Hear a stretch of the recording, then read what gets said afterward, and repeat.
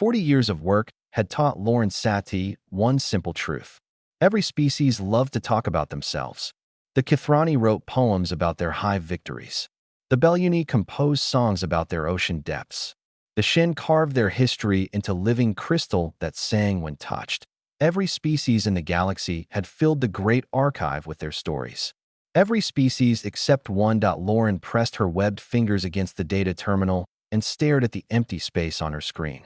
She was an amphibian from Belu, a world of endless rain and shallow seas. Her people were patient. They had to be. You could not rush the tides. But this emptiness bothered her in ways she could not explain. The archive on Station Meridian held the collected history of 2,000 civilizations. Lauren had spent her career cataloging it all. She knew the mating rituals of species that had died out centuries ago. She knew the recipes for foods that no longer existed.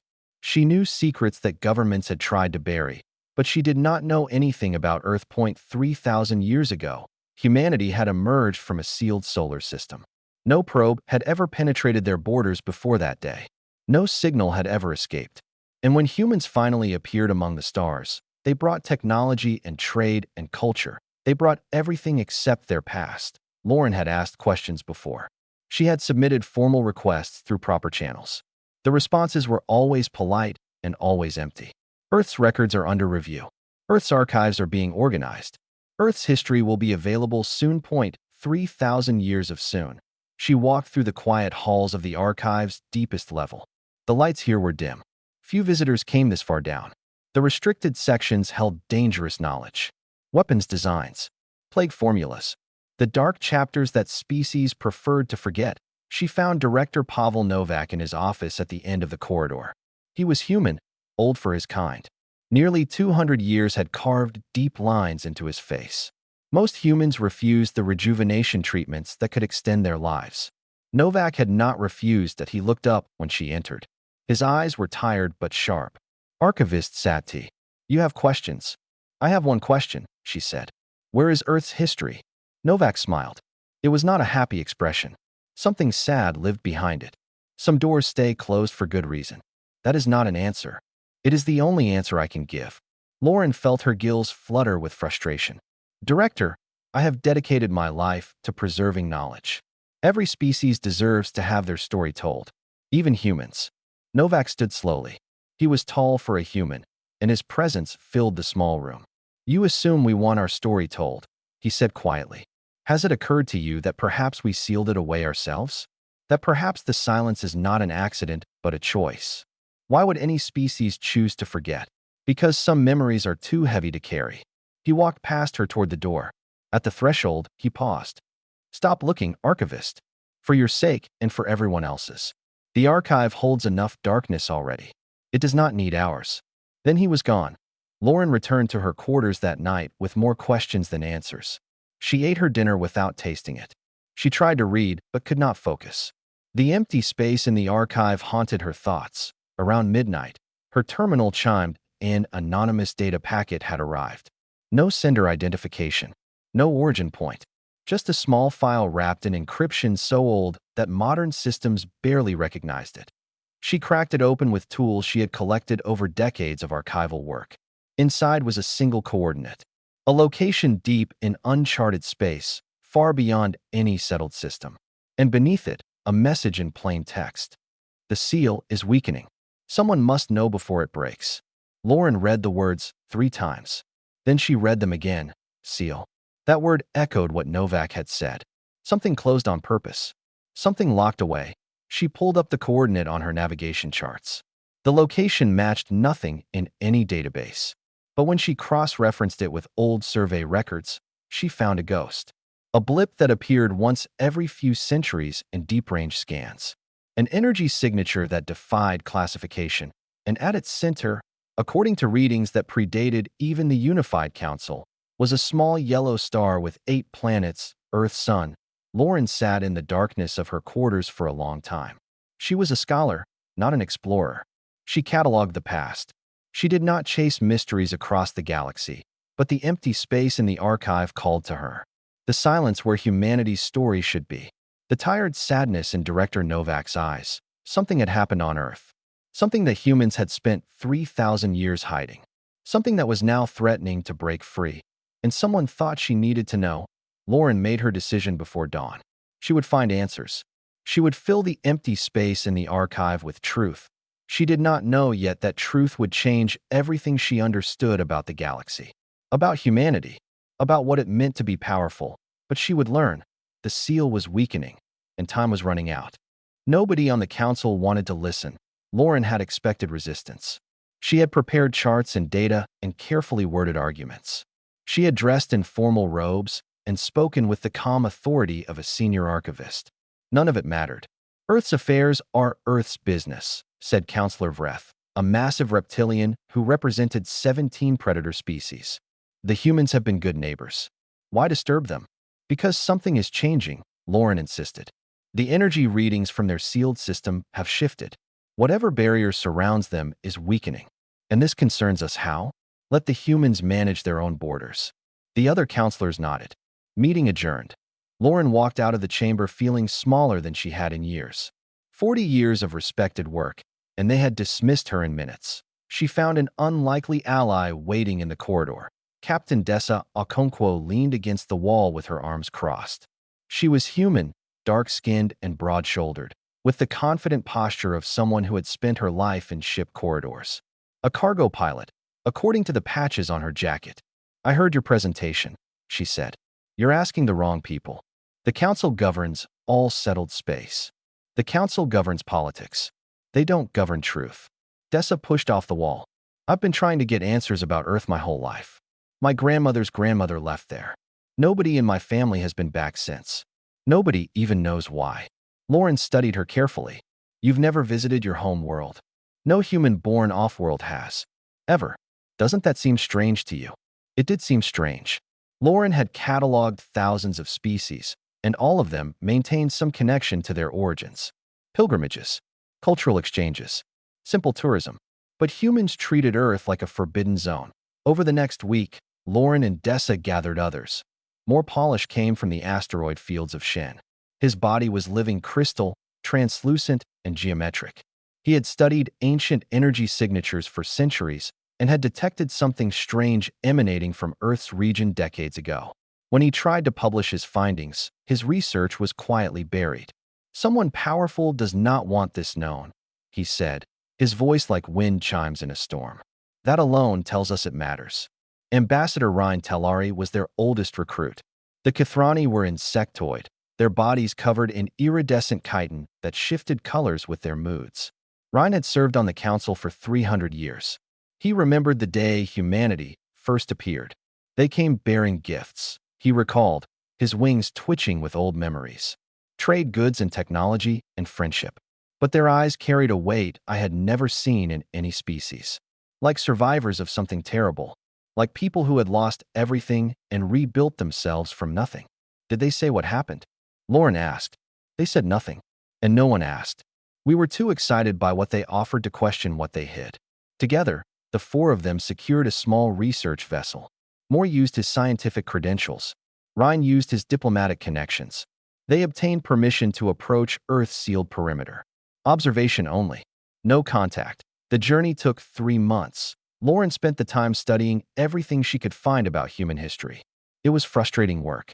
The records began 3,000 years ago, and not a day earlier. Humans had appeared fully formed, technologically advanced, culturally rich. They had cities on distant moons. They had art and music and philosophy, but nothing about where any of it came from. When they finally reached the boundary of Earth's sealed system, Lauren understood why the record stopped. The seal was not a wall. It was not a force field. It was not any technology she recognized that it was alive, that a barrier of pure energy stretched across the void, pulsing with colors that did not exist in normal space.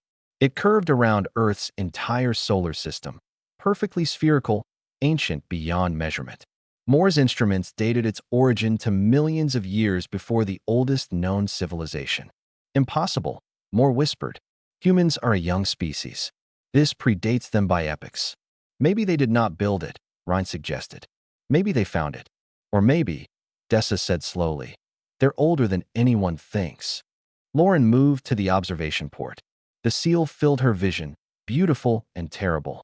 And carved into its surface, somehow visible across impossible distances, were words. The same phrase repeated in every language that had ever existed across the cosmos. Ancient Kithrani script, old Belyuni symbols, languages from species that had died out before recorded history. And human writing too, in alphabets both familiar and forgotten, all saying the same thing. We chose this. Remember US kindly. Lauren read the words aloud. The ship fell silent. Humanity had not been sealed away by someone else. They had sealed themselves, and they had wanted the galaxy to know that the choice was theirs. But why? What could be terrible enough to make an entire species lock itself away from the universe? The seal pulsed once, twice, and something inside noticed them watching. She appeared without warning. One moment the ship's cabin was empty. The next, a woman stood among them. But she was not truly a woman. Not anymore. Her form flickered between solid and transparent. Light passed through her in strange patterns. Her eyes held depths that no living creature should possess. She looked human, but she also looked like a star given shape, like something that had forgotten what flesh felt like. "You came looking for answers," she said. Her voice echoed from everywhere and nowhere. "That takes courage. Or foolishness. Often they are the same thing." Moore's crystal body chimed with alarm. Ryan's wings spread in defensive posture. Only Dessa stepped forward. "Who are you?" "I am called the Keeper. I am one of 12. Or I was." A flicker of old pain crossed her translucent features. "Now I am one of 4. "Keeper of what?" Lauren asked. The woman smiled. It was sad and ancient and beautiful. "Of the seal. Of the secret. Of what humanity became and what we chose to leave behind." She gestured, and suddenly the ship was filled with images. Not projected on screens, burned directly into their minds. Lauren gasped as visions flooded her consciousness. Earth, but not the quiet, sealed world they had approached. Earth as it once was. Cities that stretched into clouds. Machines that thought and dreamed. Humans walking among beings of pure light. Equal partners in something vast. "We were part of something larger once," the Keeper explained. "Not just explorers of space. Explorers of dimensions. Of realities. We learned to fold time. To reshape matter with thought. To touch the very fabric of existence." The visions shifted. Lauren saw humans stepping through doorways into impossible places. Worlds where physics worked differently. Dimensions where thought became solid. They were conquerors not of planets, but of possibility itself. We became more than biological. More than mortal. We became something the universe had never seen. "That sounds like a gift," Dessa said quietly. "Not a curse." The Keeper's expression grew heavy. The visions changed again. Now Lauren saw war. Not war as she understood it. Not ships and weapons and territory. This was something worse. Reality itself tearing apart. Stars blinking out of existence. Entire dimensions collapsing into nothing. Weapons that unmade the laws of physics. That erased the concept of matter itself. "We did not fight an enemy," the Keeper said. "We fought ourselves." The visions showed human factions turning their impossible power against each other. Arguments over philosophy becoming conflicts over reality. Each side believed they knew the right way to use their gifts. Each side was willing to destroy everything to prove it. Our civil war did not threaten just Earth. It threatened every dimension we had touched, every reality we had explored. We were pulling apart the fabric of existence itself. "How did you stop?" Ryan asked, his voice barely a whisper. "We almost didn't." The Keeper closed her eyes. "We came within moments of complete annihilation. Not just our own species. All species. Everywhere. In every reality." The visions faded. The ship felt small and cold in their absence. "A group of us saw what was happening," she continued. "We gathered in secret. We made a plan. And when the war reached its peak, we acted." She showed them one final image. A council of humans, tired and desperate, making a decision that would cost them everything. We sealed Earth away, locked our dangerous knowledge behind barriers that could never be broken from outside. We erased the memories of our true history. And we sent a carefully chosen population out into the galaxy. Humans stripped of their power. Their bodies returned to baseline biology. Their minds cleared of everything we had learned. "The humans in the galaxy now," Lauren said slowly, "they're descendants of those you sent away. Yes, our children, born clean, free from what we became." Dessa's face was unreadable. You're saying my ancestors chose ignorance. That everything I know about my species is a lie. Not a lie. The keeper moved closer, her translucent form radiating something like warmth. A fresh start. A second chance. Do you know how rare that is? How many species destroy themselves before they can step back from the edge? We gave our descendants something precious. The chance to choose differently. And you? Moore asked. What happened to those who stayed? The keeper looked at her own transparent hands. We became the memory, the warning, the prison guards, though the prisoners are only ourselves. We gave up our physical forms to maintain the seal. We watch and we wait. Wait for what? The ancient beings' eyes met Lauren's. In them, Lauren saw millennia of lonely vigilance. 8,000 years of standing guard against something terrible. For humanity to be ready to learn the truth. Or for the seal to finally break. The keeper's voice dropped to a whisper. Whichever comes first. Lauren felt cold despite herself. The seal is weakening, she said. That's why someone sent me here, isn't it? The keeper nodded slowly. The keepers are dying. There were 12 of us once. Then 10. Then 7. Now 4. We made ourselves immortal, but not invulnerable. 8,000 years of maintaining a dimensional barrier takes everything. Even from beings of living energy. What happens when the last of you falls? The keeper did not answer. She did not need to. The seal would break. And everything they had locked away would be free. The keeper led them deeper into understanding, not physically. Their ship remained at the boundary. But she opened her memories to them, letting them experience fragments of the past, as if they had lived it themselves. Lauren felt the weight of decisions made 8,000 years ago. She stood in council chambers that no longer existed, listening to humans argue about their own future. We cannot simply erase ourselves, one voice insisted. We have a responsibility to use our knowledge for good. We have proven we cannot be trusted with this power, another replied. How many dimensions have we damaged already? How many realities have we scarred? There must be a middle path. There is no middle path. There is only the choice. Keep our power and risk destroying everything, or seal it away and give our children a chance to grow without our mistakes. The vote had been close. Lauren learned that later. Nearly half of Earth's remaining population wanted to try again, to find a way to control their abilities. But the other half understood a darker truth. Some powers could not be controlled. Some knowledge was too dangerous for any mind to hold. And humanity, for all its gifts, had proven that it could not resist the temptation to use what it knew. The keeper showed them the aftermath. Millions of humans stripped of their abilities. Their memories edited. Their biology returned to its original form. They were loaded onto generation ships and sent toward distant stars. They would wake with no knowledge of what they had been. They would build new civilizations from nothing, believing themselves to be simple explorers venturing into an unknown galaxy. We watched them go, the keeper said. We watched our children sail into darkness, carrying nothing but hope. And then we sealed the door behind them. The 12 volunteers remained.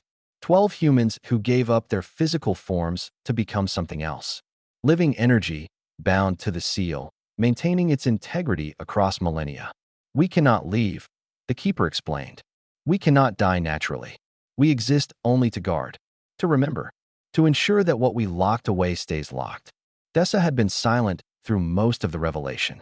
Now she spoke, her voice rough with emotion. My family never talked about Earth. I always thought it was because they didn't know anything. But they knew, didn't they? Somewhere deep down, they knew something was wrong. The edited memories are not perfect, the keeper admitted. Fragments remain. Feelings without context. A sense that something important has been forgotten.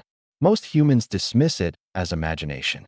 A few, like director Novak's family, are chosen to carry the conscious memory forward. Novak knew all along. He is a descendant of the original keepers. His lineage was designed to remember, to watch, to make contact with us if the seal ever weakened.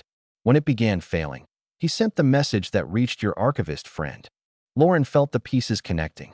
He wanted someone outside humanity to know, in case the worst happened. Yes, if the seal breaks completely, the galaxy deserves to understand what is coming. Not to prepare defenses. Nothing can defend against what we locked away. But to understand why it happened. To know that we tried. What exactly did you lock away? Moore asked. His crystal form pulsed with the question. You speak of power and knowledge, but what does that mean? What would be released? The keeper was silent for a long moment. Imagine a tool that can reshape reality, she finally said. A way of thinking that allows you to rewrite the laws of physics with a thought. We called it the understanding. It was not technology. It was not magic. It was simply a way of seeing the universe that made everything possible. And this understanding is still on Earth. It is buried in Earth's quantum structure, woven into the planet itself. When we sealed the system, we did not destroy the knowledge. We could not. It was too much a part of us. So we locked it away instead, layered behind barriers that would take millennia to decay. But the barriers are decaying now. Yes, and when the last keeper falls, there will be nothing to prevent the understanding from spreading again. Anyone who enters the system will be exposed. They will remember, and the cycle will begin again. Dessa stood suddenly. She walked to the observation port and stared at the pulsing seal. You could have destroyed it, she said without turning around. You could have found a way to erase the understanding completely. Why didn't you? The keeper moved to stand beside her. Because we were not certain we had the right. The understanding is knowledge. Pure knowledge. It is not inherently evil. We used it poorly, but that was our failure, not its flaw. She paused. And because we hoped that someday, after enough generations, humanity might be ready to reclaim what we lost, to use it wisely, to become what we should have been. And if they're not ready, then it ends. The galaxy, reality itself, everything. Dessa turned to face the keeper directly. You've been waiting 8,000 years for humanity to grow up, to become mature enough to handle power that nearly destroyed existence. She laughed, but there was no humor in it. Have you looked at us lately? We still fight wars over resources. We still lie and cheat and hurt each other. Yes. The keeper smiled gently. And you also love. You sacrifice. You build and create and dream. You are not what we were, Dessa. You are something new. Something that grew without the weight of our mistakes. But are we ready? The keeper's smile faded. That is the question, and we are running out of time to answer it. The alarms reached them before they reached home point 3 weeks into their return journey. Every communication channel lit up with emergency broadcasts. Station Meridian was in chaos. The entire Unified Council had convened in emergency session, and the reason was written in readings that every sensor array in the galaxy had detected. The seal around Earth was cracking. Lauren watched the data streams with growing horror. The energy signatures they had observed during their visit had intensified 100-fold. Visible fractures now ran across the barrier's surface. In some places, the seal had grown so thin that sensors could detect faint traces of what lay behind it.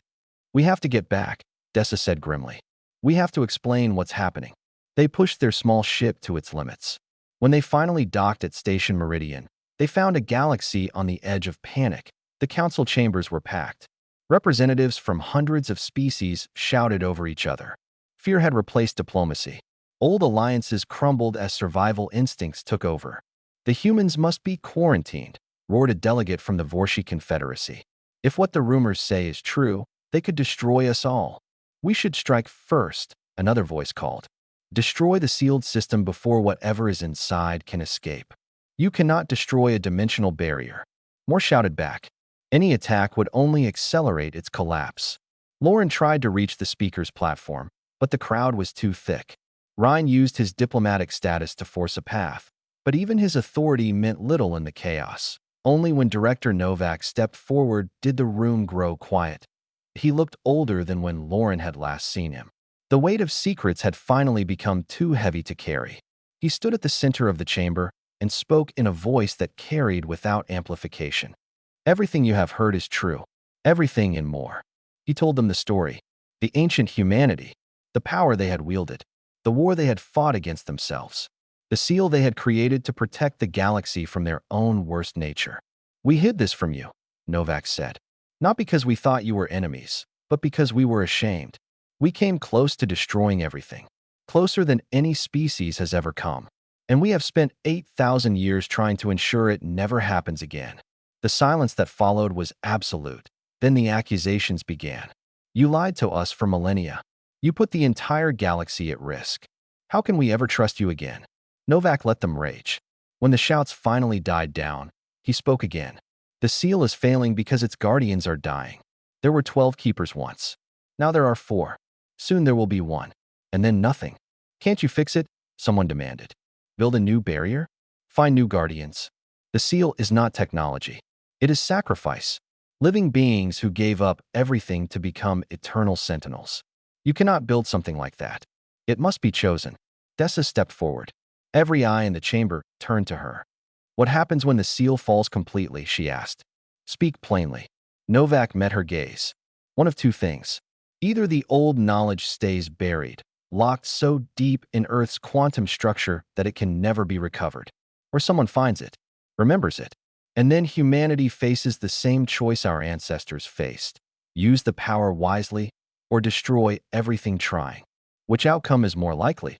I don't know. Neither did the original keepers. That's why they created the seal in the first place.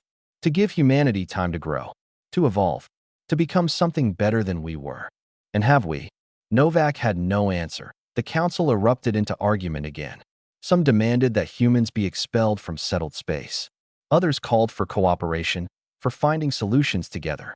A few advocated for immediate evacuation to distant galaxies, but Dessa was no longer listening.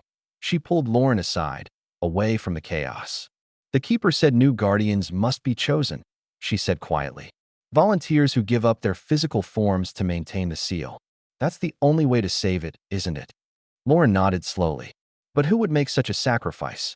To exist forever as living energy, bound to one purpose, never able to leave. Dessa looked back at the arguing crowd. Humans and aliens alike.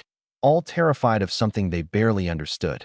All looking for someone to blame or someone to save them. Someone has to, she said. Someone has to step up and continue what the original keeper started. Not because the galaxy demands it. Not because anyone asks. But because it's right. You're thinking of volunteering. Dessa didn't answer directly. Instead, she asked a question of her own. If your species had done something terrible long ago, something that nearly destroyed everything, would you feel responsible? Even if you personally had nothing to do with it? Lauren thought of her home world. The endless rains. The patient tides. I would want to make it right, she admitted. Not out of guilt, but out of love. Love for what could be, if someone cared enough to protect it. Dessa nodded. Then you understand. She walked toward the communication hub. There was a message she needed to send. Not to the council or to the fleet commanders or to the politicians. She needed to speak to every human in the galaxy, and she needed to ask them a question that would decide the fate of existence itself. The message went out at midnight, station meridian time. Dessa stood before a camera in the communication hub. She wore no uniform, carried no script. She simply spoke. My name is Dessa Okonkwo. I am a cargo pilot. I have lived my whole life wondering why my family never talked about Earth. Now I know. She told them everything. The ancient power, the war, the seal, the keepers dying one by one. She held nothing back. Our ancestors looked at what they could become and chose to walk away. They gave up everything so we could start fresh. They locked away their worst potential and sent us into the stars with nothing but hope. Her voice broke slightly, then steadied. Now the seal is failing. The keepers need help, and there is only one way to save it. She explained what would be required. The sacrifice of physical form, the eternal commitment, the endless watch. I am not asking this because the galaxy demands it. I am not asking because someone should feel guilty for things that happened 8,000 years ago. I am asking because our ancestors gave us a gift, and now it is our turn to pass that gift forward. She paused. I will be at Earth's boundary in 3 weeks. I will become a keeper, but 12 are needed for the seal to hold. I cannot do this alone.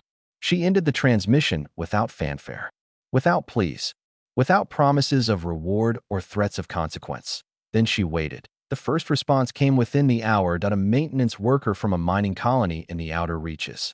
He was 70 years old and had no family left. I have lived a good life, his message read. Let me spend eternity making sure others can do the same. More messages followed. A doctor who had saved thousands of lives and wanted to save billions more. A teacher who believed in humanity's potential. A soldier who had seen too much war and wanted to ensure there would never be another. By the end of the first day, 100 humans had volunteered. By the end of the week, 1,000. Dessa reviewed each application personally. She was looking for something specific. Not courage, though that was necessary. Not selflessness, though that mattered too. She was looking for understanding. for people who truly grasped what they were giving up and what they were protecting. She found 11. A young woman who had grown up reading stories about heroes and always wondered what she would sacrifice for others. An old man who had spent his life studying the stars and wanted to become one. A former criminal who had found redemption and wanted to prove that humans could change. A pair of twins who refused to be separated, even in eternity. 12 volunteers. 12 humans ready to give up everything. They gathered at Earth's boundary 3 weeks later. The seal flickered weakly, barely holding together. The last of the original keepers waited for them. She was so transparent now that Lauren could see the stars through her form. "You came," the keeper said softly. "I was not certain anyone would." Dessa stepped forward. "We came because you showed us what was possible. You proved that humanity could choose sacrifice over power. We want to prove we learned the lesson." The keeper studied the 12 volunteers. Her ancient eyes seemed to see through them, into their hearts, their fears, their hopes. "You understand what this means? You will never age, never die, never leave. You will exist only to guard, to remember, to protect." "We understand," said the young woman who had dreamed of heroes. "We accept," said the old man who loved the stars. "We choose this," said all 12 together. The keeper smiled. For the first time in millennia, it was not a sad expression. "Then let me show you what you will become." The transformation was not violent. It was gentle, like falling asleep after a long day. One by one, the volunteers released their physical forms. Their bodies dissolved into light. Their minds expanded beyond mortal limits. Dessa felt herself becoming something new, something vast and eternal and deeply at peace. She could sense the others around her. 11 new keepers, burning bright. And the old keeper too, her ancient light finally beginning to fade. "Thank you," the original keeper whispered. "Thank you for continuing what we started." Then she was gone. After 8,000 years of lonely vigil, she finally found rest. Lauren watched from the ship as the seal strengthened. The cracks healed. The barrier blazed with renewed energy, 12 fresh lights shining within it. Dessa's voice echoed in her mind. Not words exactly, more like feeling. "Tell the council that humanity's secret was never about power. It was about responsibility, about looking at what we could become and choosing to be something better." Lauren nodded, though she knew Dessa could not see it. "I will tell them." The ship turned back toward Station Meridian. Behind it, the seal pulsed steadily. Strong, eternal, protected by beings who had given up everything so that others could live free. The message spread across the galaxy. Not through official channels, but through whispers and stories and quiet moments of awe. Humanity had hidden a terrible secret for 8,000 years. But the secret was not their power. It was their choice. The choice to limit themselves, to protect others, to sacrifice forever so the galaxy could thrive. And now, a new generation had made the same choice. The keepers stood eternal. The seal held strong, and humanity, for all its flaws, had proven once again that its greatest strength was not what it could do, it was what it chose not to.